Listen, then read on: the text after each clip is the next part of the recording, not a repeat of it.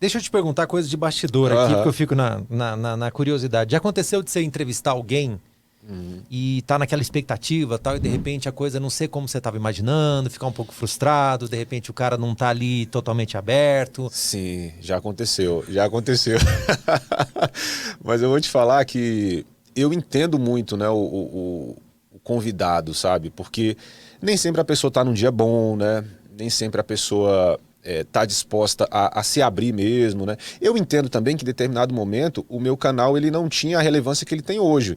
É claro que é importante, quem me falou isso inclusive recentemente foi o Bira Presidente, que é o fundador do Fundo de Quintal, enfim, do Cacique de Ramos. Ele falou: Leandro, eu sempre fui em qualquer veículo, seja pequeno ou grande, com a mesma motivação, com a mesma intenção em contribuir. Mas a gente sabe que isso não é a realidade, né? Às vezes, quando o trabalho está muito no começo, a pessoa não vai com aquele ímpeto que ela vai numa grande emissora. Isso, sem hipocrisia, isso acontece. Então tem esse fator. Mas tem o fator também do artista, às vezes, não é muito aberto, assim, às vezes ele está pronto para... É dele, né? É dele. Ele está pronto para responder aquela resposta padrão ali, né, protocolar, né? Isso acontece. Pouco, mas já aconteceu. Não vou citar o nome. Mas já aconteceu. Se quiser, fica à vontade. Mas já aconteceu.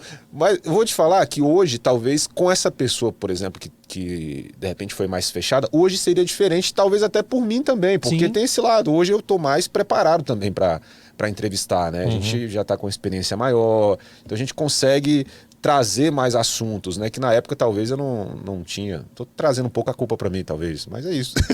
É porque cada pessoa, né, tem ali o jeito de você ligar a chavinha, tal, desligar, deixar a pessoa mais à vontade e tal. Isso é um né? desafio grande para É quem grande, entrevista, né? é. Você que tem muita experiência nisso, né? Todo convidado é diferente, né? Sim, Então não adianta você sempre agir do mesmo jeito, porque de repente exato. um jeito que você age com um não vai dar certo com o outro, né? Uma coisa que eu sempre faço, assim, Arthur, é antes de gravar, eu tento quebrar o gelo com o convidado de alguma maneira. Como a gente fez ali, trocamos uma ideia, conversamos, né, tal. Então, assim, seja oferecendo uma bebida, seja perguntando se ela quer falar de algum determinado assunto ou não. Dá aquela estudada antes também. Eu tento me... assim, isso aí é uma coisa que eu tenho facilidade porque eu vivo já o samba há muitos anos, então eu cresci ouvindo a maioria das pessoas que eu entrevisto hoje, Entendi. né? É o teu métier. É o meu. Então, ó, eu parei para estudar mesmo só um convidado, que foi o Zeca. Não porque eu não conhecia, obviamente, mas porque a responsabilidade foi muito grande, era ao vivo, né? Então, eu não quis dar espaço para o erro, né? Mas todos os outros eu sempre fui com o que eu já conheço do artista, sabe? E funciona. E funciona muito bem. Porque, assim, é aquele papo onde eu procuro fazer da forma que eu faria se não tivesse uma câmera ligada, sabe? Então, pergunta uma coisa, a resposta dele me traz uma outra pergunta e a gente vai desenvolvendo o papo dessa forma, né?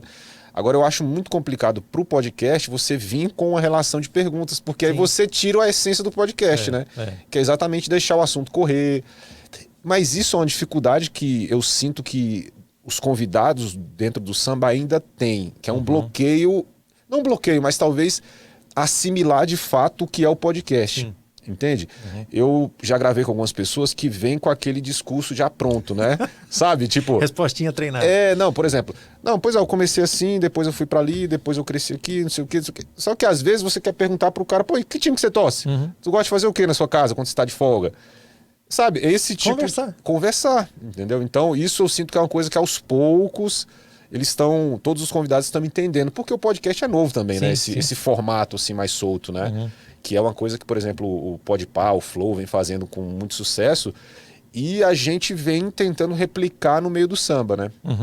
E existe o bloqueio do artista também, né? Que a figura do artista ela sempre é muito Fica ali naquele intocável pedestal, ali, tal, entendeu? né? Só que eu venho tendo papos assim incríveis, cara, assim, com pessoas que sabem muito bem como funciona o podcast e se entregam bem ao papo, sabe? Por outro lado, você fala também num segmento, conversa com uma galera muito festiva, festeira, Sim. expansiva, tudo Sim. acaba em música, né? Sim, O cara sim. tá batendo papo com você, já tá fazendo um batuquezinho ali e tal. Esse lance musical também cria uma aproximação, né? Muito, muito grande. E eu tô tentando fazer cada vez mais o convidado levar algum instrumento, tocar alguma música, porque dali já conta a história daquela música e deixa o papo mais solto, sabe? Só que eu procuro respeitar muito também, Arthur, cada convidado no sentido de, cara, cada convidado é mais desenvolto que o outro. Às vezes o cara não se sente à vontade em tocar ao vivo ali. Por mais que ele seja um artista, é diferente você estar num palco ali, você tá de frente para uma câmera, entende? Então eu compreendo isso também. Tem convidado que eu sinto que não tá, vamos dizer assim, interessado em levar um violão para cantar e tudo mais, eu respeito, a gente vai mais no papo. Mas eu sinto que trazer a música pro papo ajuda muito pro meu podcast, sabe? Funciona bastante. E como é que é quando você encontra aquele cara que você é fã mesmo, gosta do som, enfim, sempre admirou, tal, deixar o fã de lado, deixar o fã entrar, enfim, como é que você equilibra isso? Porque, afinal de contas, também a gente quer saber coisas de fã, né? Sim. Como é que é isso? Como é que você equilibra isso? Cara, eu lembrei agora, você falando, eu lembrei do dia que eu gravei com o Thiaguinho. Nem era esse formato podcast tradicional, né? Com a mesa, o microfone, tava até conversando com a Ludmilla sobre isso. Mas quando eu gravei a entrevista com ele, eu não digo que eu fiquei nervoso, mas eu tive esse cuidado de separar o fã do meu trabalho ali, digamos assim, jornalístico ali naquele momento, né? Então, foi bem... Não difícil, mas foi um ponto que eu tive cuidado para não parecer um tiete ali, uma tiete ali falando com o ídolo, né? Mas, cara, eu acho que se confundem as coisas, sabe? Porque o fato de eu ser profissional com o cara, ele não é porque eu tô numa posição de trabalho, é porque faz parte do meu eu mesmo, entende? Então, por mais que eu seja fã do cara, eu não sou aquele tipo de fã muito caloroso, de expressar que eu sou muito fã. Eu sou mais na minha, eu falo, pô, fico admirando, pô, o trabalho do cara. Então isso me ajuda também, a minha personalidade ajuda. Entendi. Resumindo, sabe? Mas com o Thiaguinho foi um momento, inclusive uma virada de chave ali, cara, porque quando ele aceitou o convite pra gravar comigo, e esses caras, eles sabem o tamanho que eles têm, né? Eles não vão em qualquer local, eles não dão entrevista para qualquer pessoa, porque eles têm noção do tamanho, da dimensão do trabalho deles.